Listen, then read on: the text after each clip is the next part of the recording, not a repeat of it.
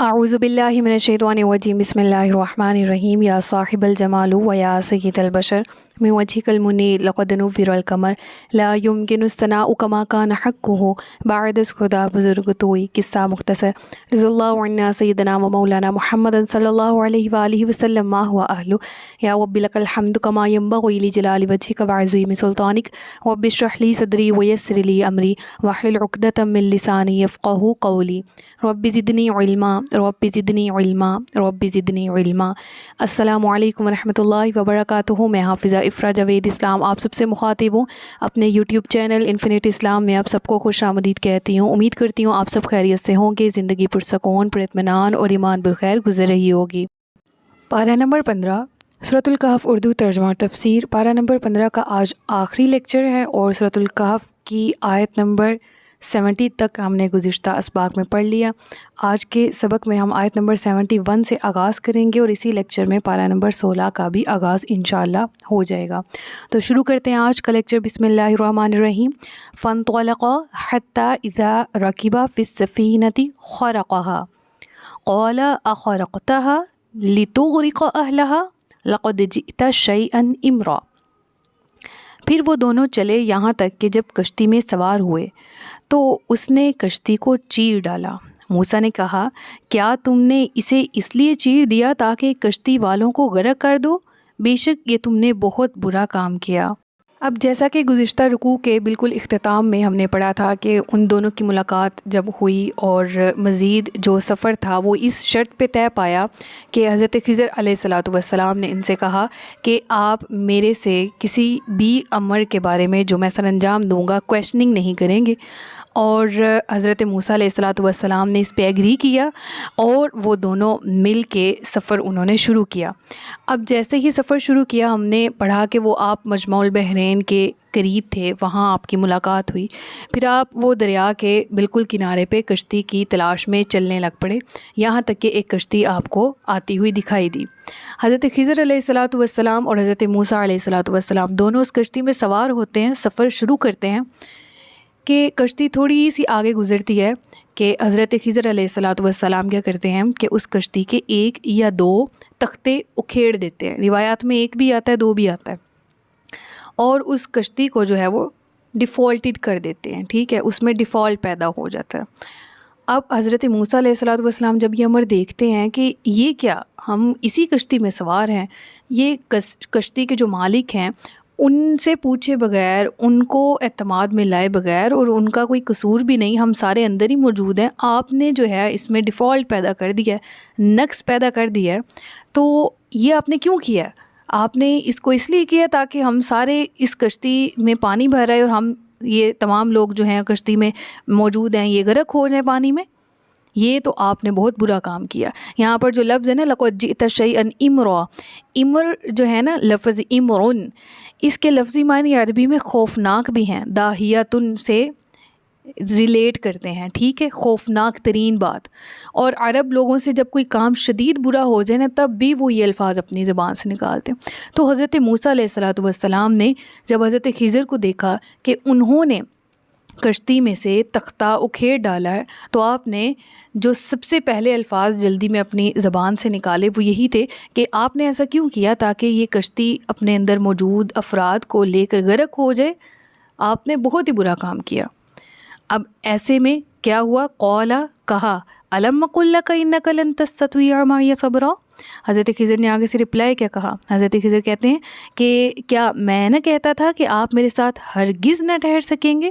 یعنی گزشتہ رکوع میں ہم نے اختتام کیا کیا تھا کہ حضرت خضر کہتے ہیں کہ آپ صبر نہ کر پائیں گے، تو میں نے آپ کو وہاں یہ پوائنٹ سمجھایا کہ آپ نے حضرت خضر علیہ الصلاۃ والسلام کو جو کشف آپ پر ظاہر تھے، جو غیب کا علم اللہ تبارک و تعالیٰ نے حضرت خضر علیہ الصلاۃ والسلام کو ایٹ دا ٹائم دیا تھا، آپ جانتے تھے کہ حضرت موسیٰ اپنی شریعت کے خلاف ہوتا دیکھیں گے، آپ رولز کے، قانون کے خلاف ہوتا دیکھیں گے تو کویشچننگ کریں گے، آپ سے صبر نہیں ہوگا۔ تو حضرت خضر نے تب بھی کہا آپ صبر نہیں کر پائیں گے، حضرت موسیٰ نے کہا میں کروں گا، اور اب بھی سفر کا آغاز ہی ہوا ہے۔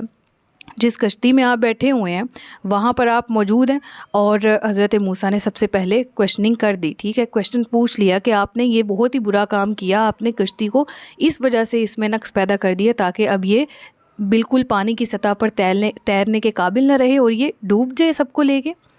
اور حضرت خضر نے آگے سے کیا جواب دیا؟ قال الم اقل لک انک لن تستطیع معی صبرا۔ پھر آگے سے حضرت موسیٰ علیہ الصلوۃ والسلام عاجزی کے ساتھ کم بیک کرتے ہیں اور کیا کہتے ہیں؟ قال لا تؤاخذنی بما نسیت ولا ترهقنی من امری عسرا۔ اب دیکھیں بالکل بھی اپنی، اگر آپ نے ایک چیز پہلے طے کی ہے سفر کے دوران، ٹھیک ہے، اور آپ اپنے سے اس وقت آپ حضرت خضر علیہ الصلوۃ والسلام ایز اے ٹیچر ہیں اور حضرت موسیٰ کو ان سے سیکھنے کا حکم ہے، اب آپ اپنے ٹیچر کے سامنے فوراً جو ہے وہ کم بیک کرتے ہیں، بلکہ اپنی یہ نہیں کہ میں اس وقت دلیل کے ساتھ کھڑا ہوں، میں اس وقت حجت کے ساتھ کھڑا ہوں، میں اس وقت بہتر جگہ پہ کھڑا ہوں، میرا حق بنتا ہے سوال کرنا، آپ نے ایسا کیوں کیا؟ نہیں، فوراً واپس آ گئے اور کیا کہا کہ لا تؤاخذنی بما نسیت۔ آپ نے کہا کہ اس پر میری جو بھول ہے اس پر میرا مواخذہ نہ کرو، مجھے میرے کام کی طرف سے مشکل میں نہ ڈالو، یعنی میرا کام ہے کہ آپ میرے ساتھ، میں آپ کے ساتھ ہوں، آپ میرے ساتھ ہوں، ہم مل کے سفر کریں، میں آپ سے سیکھوں، اب یہ جو بھول سے مجھ سے سوال ہو گیا ہے اس پر میری پکڑ نہ کیجیے۔ تو مراد یہ ہوئی کہ حضرت موسیٰ نے یہاں پر ایکسکیوز کیا، اور حضرت موسیٰ علیہ الصلوۃ والسلام، یاد رہے بار بار کہہ رہی ہوں کہ نبوت میں ہر نبی برابر ہے، شان اور مرتبے میں برابر ہے، لیکن تلک الرسل فضلنا بعضهم علی بعض، یہ آیت بھی ہمیں قرآن سے ملتی ہے۔ اور یہ بات بھی یاد رکھی جائے کہ جب ہم حضرت موسیٰ کی بات کریں گے، ان کے لوٹ آنے کی، رجوع کرنے کی بات کریں گے، ان کے علیہ باللہ کسی کی شان کم یا کسی کی بلند بتانا مقصود نہیں ہے، واقعے کو بہترین طریقے سے سمجھنا اور سمجھانا مقصود ہے، ٹھیک ہے۔ تو آپ کیا کہتے ہیں کہ میری اس پر، آپ نے عذر خواہی انداز کرتے سے یہ بیان کیا کہ میری اس بات پر گرفت نہ کریں جو کہ میں نے بھولے سے کر دی، اور مجھ پر سختی نہ کریں میرے اس معاملے میں بہت زیادہ، یعنی حضرت موسیٰ نے معذرت چاہی اور آئندہ کے لیے محتاط ہونے کا یقین دلایا کہ اب میں آئندہ محتاط رہوں گا۔ اور یہاں پر ترہقنی لفظ ہے نا، اس کے کیا معنی ہیں کہ یہاں پر معنی تو ہے نا کہ مجھ پر میری ویسے پکڑنا، مجھ پر سخت نہ کیجیے میرا معاملہ، نہ مجھ پہ بوجھ ڈالیے میرے کام کی طرف سے، مجھے مشکل میں نہ ڈالیے۔ تو لا ترہقنی جو ہے نا، کسی پر ایسا بوجھ لاد دینا، ایسا بوجھ ڈال دینا جس کا اٹھانا اس کے لیے اس کی بساط سے باہر ہو، اس کے لیے اس بوجھ کا اٹھانا اس کے لیے بہت مشکل ہو، اس لفظ کو کہا جاتا ہے، ٹھیک ہے، عربی بولتے ہیں کہ لا ترہقنی، مجھ پر یہ والی ذمہ داری نہ ڈال، یہ بوجھ نہ ڈال، یہ نہیں میں نبھا سکتا، سمجھ آ رہی نا اس سینس میں۔ تو حضرت خضر کو حضرت موسیٰ نے اس لیے یہ والا رپلائی کیا لا ترہقنی من امری اسرا، کہ میری اس نادانستہ طور پر کیے گئے سوال کی وجہ سے اتنی پکڑ نہ کیجیے کہ مجھے خود سے علیحدہ کر لے، ایسا نہ کیجیے، میں رجوع کرتا ہوں، ٹھیک ہے۔ فانطلقا، پھر وہ دوبارہ چل پڑے، حتی اذا لقیا غلاما فقتلہ، قال اقتلت نفسا زکیۃ بغیر نفس لقد جئت شیئا نکرا۔ پھر قتل غلام کا واقعہ پیش آ گیا، کیا پہلے ترجمہ پڑھ لیتے ہیں پھر وہ دونوں چلے، یہاں تک کہ جب انہیں ایک لڑکا ملا تو اس نے اسے قتل کر دیا، تو موسیٰ نے کہا کیا تم نے کسی جان کے بدلے کے بغیر ایک پاکیزہ جان کو قتل کر دیا؟ بے شک تم نے بہت ناپسندیدہ کام کیا۔ اب یہاں پر کیا معاملہ پیش آیا؟ آپ وہاں سے آگے چل پڑتے ہیں تو دیکھتے ہیں ایک بستی میں ایک لڑکا ہے جو نہایت خوبصورت ہے، لیکن ابھی قریب بلوغت ہے، ابھی وہ بالغ نہیں ہوا، چھوٹا ہے، اور اس کو حضرت خضر علیہ الصلوۃ والسلام قتل کر دیتے ہیں۔ اب حضرت موسیٰ یہ منظر دیکھتے ہیں تو فوراً سے ذہن میں پھر سوال پیدا ہوتا ہے۔ اب دیکھیں ایز اے نبی ان کے ذہن میں جو سوالات پیدا ہو رہے ہیں وہ بھی درست ہیں کہ آپ خلاف شرع کام دیکھ رہے ہیں، آپ خلاف قانون دیکھ رہے ہیں، آپ نے دیکھا کہ وہ کشتی والے، ان کی کشتی آپ نے نقص والی کر دی، تو آپ نے تب کویشچن کیا خلاف قانون کام ہے، خلاف شرع ہے، کسی کو کیوں تکلیف اذیت دینی۔ اب یہاں پر دیکھیں تو یہاں پر بھی یہ تو ہر ایک شریعت میں ہے کہ قتل کے بدلے قتل یا جو قصاص کے معاملات ہیں اس کے علاوہ بغیر کسی ستھری جان کو، کسی پاکیزہ جان کو قتل نہیں کیا جا سکتا۔ اب جب وہ لڑکا وہاں موجود ہے اور حضرت خضر پہنچتے اور اس کو قتل کر دیتے تو حضرت موسیٰ دنگ رہ جاتے ہیں اور فوراً سے کویشچن پوچھتے ہیں اور کیا کہتے ہیں؟ اقتلت نفسا زکیۃ بغیر نفس لقد جئت شیئا نکرا۔ یعنی آپ ایک نابالغ بے گناہ بچے کو یوں قتل ہوتے ہوئے دیکھ کر حضرت کلیم اللہ حضرت موسیٰ علیہ الصلاۃ والسلام جو ہیں وہ یہاں صبر نہیں کر پاتے اور بول اٹھتے ہیں کہ لقد جئت شیئا نکرا، یعنی کہ زوردار الفاظ سے آپ اس وقت احتجاجاً یہ عرض کرتے ہیں کہ بے شک آپ نے بہت ہی نازیبا کام کیا ہے۔ مراد کیا ہے کہ یہ تو کسی طریقے سے آپ کو الاؤ نہیں ہے، کسی بھی سینس میں آپ نے اس طرح کر لیا ہے۔ اب یہاں پر تو ایک پارہ مکمل ہوتا ہے، 15واں پارہ، اور 16ویں پارے کی ابتدا ہے، ٹھیک ہے۔ اب 16ویں پارے کی جو پہلی آیت ہے وہاں سے پڑھتے ہیں قال الم اقل لک انک لن تستطیع معی صبرا۔ حضرت خضر پھر آگے سے رپلائی کرتے ہیں، آپ کہتے ہیں کہا تھا نا میں نے کہ آپ ہرگز میرے ساتھ نہ ٹھہر سکیں گے میرے ساتھ۔ اچھا، یہاں ٹھہرنا جو ہے وہ صبرن کے لفظی معنی ٹھہرنا لکھا ہوا ہے، تو یاد رکھیں صبر کے لفظی معنی ٹھہرنا، روکنا یا رکے رکھنا اس سینس میں ہی یوز ہوتے ہیں، ٹھیک ہے نا۔ اس لیے یہاں پر بھی ہے کہ آپ یہاں پر ٹھہر نہ سکیں گے، یہاں میرے ساتھ صبر نہ کر سکیں گے۔ حضرت خضر علیہ الصلاۃ والسلام کیا کہتے ہیں حضرت موسیٰ کو؟ پھر وہی والا پیچھے والی بات کہ حضرت موسیٰ نے کویشچن کیا، حضرت خضر نے کہا کہ آپ میرے ساتھ صبر نہیں کر پائیں گے۔ حضرت موسیٰ نے کہا نہیں، میری پکڑ نہ کیجیے، اب میں خاموش رہوں گا۔ لیکن آگے جا کے پھر ایک واقعہ دیکھتے ہیں، پھر آپ فوراً سے سوال کرتے ہیں احتجاجی وے میں، اور پھر اس کے بعد پھر حضرت خضر کہتے ہیں میں نے کہتا تھا تم میرے ساتھ صبر نہیں کر پاؤ گے، یعنی میں نے تو آپ کو پہلے ہی بتا دیا تھا کہ آپ میرے ساتھ صبر سے وقت نہیں گزار سکتے، اس لیے آپ کا میرے ہمراہ جانا بے سود ہوگا۔ کیا کہا کہ قال ان سألتک عن شیء بعدها فلا تصاحبنی قد بلغت من لدنی عذرا۔ حضرت موسیٰ علیہ الصلوۃ والسلام یہاں پر پھر عذر پیش کر رہے ہیں، پھر معذرت کر رہے ہیں، اور دیکھیں استاد کا لیول چیک کریں نا، آپ کا جو ظاہری طور پر حضرت موسیٰ کو جو نظر آ رہا ہے وہ غلط ہوتا ہوا دکھ رہا ہے، لیکن آپ کو اللہ کا حکم ہے، یہ استاد ہے، اس سے سیکھنا ہے، اور فوراً کویشچن پہ پھر دوبارہ کویشچننگ، یعنی اس کے پیچھے نہیں پڑتے اس سوال کے نہیں مجھے بتاؤ میں یہ کیسے برداشت کر سکتا، نہیں، وہ آپ کی جو ایز اے نبی ہونے کی آپ کی ذمہ داریاں تھیں ان کے ناطے آپ کی زبان سے الفاظ سوالات نکلتے تھے، اور پھر جب آپ دیکھتے تھے حضرت خضر نے ایسے جواب دیا تو فوراً سے واپس آتے تھے کہ نہیں اب نہیں میں پوچھتا آپ سے سوال۔ دیکھیں نا لیول دیکھیں استاد کا۔ یہاں میں ایک پوائنٹ سمجھانا چاہتی ہوں، ایک استاد ہے وہ جس لیول پہ آ گیا ہے نا، اس کو یہ ٹائٹل مل گیا ہے، وہ ٹیچر ہے آپ کا۔ میں آپ دینی حوالے سے تو بات کر ہی رہی ہوں، میں دنیاوی اعتبار سے بھی کر رہی ہوں، ہر وہ جائز سبجیکٹ، ہر وہ جائز تعلیم جو آپ حاصل کر رہے ہیں دنیاوی اعتبار سے، اس کو آپ کو پڑھانے والا موجود ہے، آپ کو قطعی حق نہیں بنتا کہ اس کی کسی بھی طریقے سے تذلیل کی جائے یا اس کا مذاق بنایا جائے یا اڑایا جائے یا اس سے بدتمیزی کی جائے، جو کہ آج کل ہو رہا ہے، صحیح ہے نا۔ ہمیں سوشل میڈیا کے تھرو میمز بنا کے یہ چیز دکھائی جا رہی ہوتی ہے کہ ایگزامز میں نقل کیسے کرنی ہے، ٹیچر کو جواب کیسے دینا ہے، ٹھیک ہے۔ ابھی میں ریسنٹلی ایک ویڈیو دیکھ رہی تھی، فنی کلپ کسی نے بنا کے نا شیئر کیا ہوا کہ ایگزامز آ رہے ہیں تو آپ اس طرح تیاری کریں، ٹھیک ہے۔ تو اس میں وہ فنی کلپ تھا، تو اس میں یہ چیز میں اس لیے بتا رہی ہوں کہ ہم اس کو ایز اے فنی سینس لیتے ہیں، لیکن اس طرح ہمارے بچوں میں یہ باتیں ڈالی جا رہی ہیں چھوٹے چھوٹے ذہنوں میں، اور پھر یہ پک جاتی ہیں باتیں، اور پھر انسان بدتمیز بن کے ابھرتا ہے، ٹھیک ہے۔ اب وہ کیا تھی بات کہ وہ کہتا ہے کہ ٹیچر کہتا ہے کہ آپ نقل لگا رہے ہیں، آپ کیوں اس طرح پیپر دینے بیٹھے ہیں؟ تو وہ کہتا ہے کہ آپ چپ کر کے نا اپنا کام کریں، ہم نے 1500 بھرا ہوا ہے اس پیپر کا، اور ہمارے یہ پیسے پورے ہوں گے تو ہی آپ کی تنخواہ بننی ہے، لہٰذا آپ اپنے کام سے کام رکھیں، سمجھ آ رہی؟ تو اس کے پیچھے وہ فنی ساؤنڈ اور فنی جو ہے وہ بنایا ہوا تھا، اس کو ایز اے فنی کلپ پیش کیا جا رہا تھا، لیکن یہ کتنی بدتمیزی والی باتیں ہیں نا جو ہمیں سکھائی جا رہی ہیں، جس پہ ابھی تو ہم فن کر رہے ہیں لیکن کل کو وہ بندہ ایکٹ بھی کرتا ہے، جو ہم سیکھ رہے ہوتے ہیں کہیں نہ کہیں لاشعوری طور پہ وہ ہم پھر اپنی زبان سے نکالتے بھی ہیں۔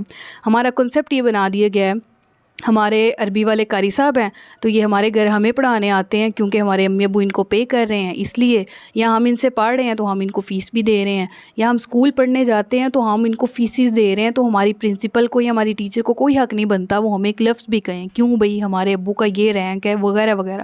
یہ چیز نے استاد کی اہمیت کو جہاں پر پسے پشت پھینک دیا ہے، وہاں پر یہ چیز بھی سامنے آ رہی ہے کہ پھر اس طرح ہی کی تعلیم سامنے آ رہی ہے کہ ڈگریز پہ نمبر تو پورے ہیں لیکن کردار نہیں بن رہے، کردار نہیں تشکیل دے پا رہے، اور لوگ جو ہیں وہ اپنے کردار کو لے کے اس قدر پستی کا شکار ہیں، گر چکے ہیں، اور اخلاقیات کی کمی ہے، اور سب کچھ ہمارے سامنے موجود ہے.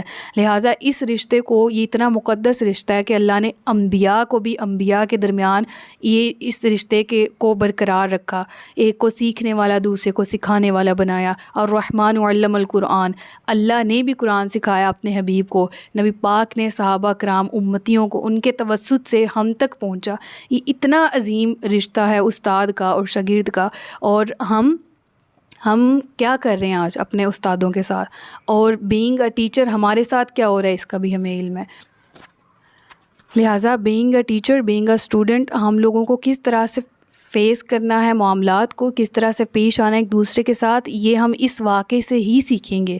میری زندگی میں اس واقعے کا بہت اثر ہے، اور میں چاہتی ہوں کہ آپ بھی سیکھیں، کوشش کریں کہ اس کو اپلائی کریں اپنی لائف پہ. اور اگر آپ ٹیچر ہیں تو آپ کو کس طرح کا بیہیو رکھنا چاہیے وہ آپ سیکھ سکتے ہیں حضرت یوشع بن نون کا اور حضرت موسیٰ علیہ السلام کا جو ریلیشن تھا اس سے، کہ اگر آپ ہائی رینک پہ ہیں تو آپ کو لو رینک والے سے کس طرح سے گفتگو کرنی. اور پھر حضرت موسیٰ اور حضرت خضر کے واقعے سے کہ اپنے استاد سے کس طرح ڈیلنگ کرنی، ان سے کس طرح پیش آنا ہے. کہ وہ حضرت موسیٰ اپنی جگہ ٹھیک بھی ہیں، لیکن آپ کویشچننگ بھی کر رہے ہیں، لیکن آگے سے حضرت موسیٰ کے آگے، حضرت خضر علیہ السلام کے آگے حضرت موسیٰ بول نہیں رہے، خاموش ہیں. اور یہاں پر کتنی پیاری بات ہے کہ قال ان سألتک عن شیء بعدها فلا تصاحبنی. کتنے پیار سے وہ اپنا عذر جو ہے وہ پیش کر رہے ہیں کہ آپ کہہ رہے ہیں کہ اگر میں اب آپ سے سوال کروں گا، اگر میں نے اس مرتبہ آپ سے کسی شے کے بارے میں سوال کیا تو پھر مجھے ساتھی نہ رکھنا، بے شک میری طرف سے تمہارا عذر پورا ہو چکا.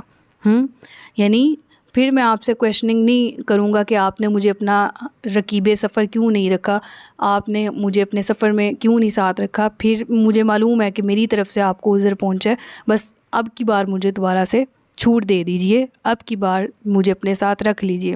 فانطلقا، پھر وہ چلے، حتی اذا اتایا اہل قریۃ استطعما اہلہا فابوا ان یضیفوہما فوجدا فیہا جدارا یرید ان ینقض فاقامہ قال لو شئت لاتخذت علیہ اجرا.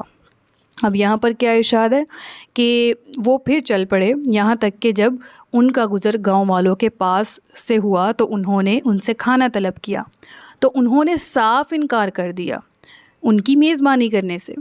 پھر ان دونوں نے گاؤں میں ایک دیوار دیکھی جو گرنے کے قریب تھی، تو اس بندے نے اسے درست کر دیا. موسیٰ کہنے لگے اگر آپ چاہتے تو اس پر محنت مزدوری ہی لے لیتے. تو آگے سے انہوں نے کویشچن کیا حضرت موسیٰ کا، یہاں تک ابھی پہلے پڑھ لیتے ہیں کہ مزید آگے چلتے ہیں. اس کے بعد یہ معاملہ ختم ہو جاتا ہے، پھر آگے چلتے ہیں تو ایک بستی میں سے گزر ہوتا ہے. اب آپ اس بستی میں جب جاتے ہیں تو اہل عرب میں، اس سے پہلے لوگوں میں اور اس سے پہلے لوگوں میں یہ بہت زیادہ جو ہے نا وہ رواج عام تھا، اور آج بھی ہونا چاہیے، لیکن بدقسمتی سے نہیں ہے. یہ سنت ہے انبیاء کی کہ مہمانوں کی مہمان نوازی کی جائے. حضرت ابراہیم علیہ السلام تب تک کھانا نہیں کھاتے تھے جب تک ان کو ایک اپنے ساتھ مہمان مل نہیں جاتا تھا جس کو ساتھ بٹھا کے آپ کھاتے. تو اللہ اکبر.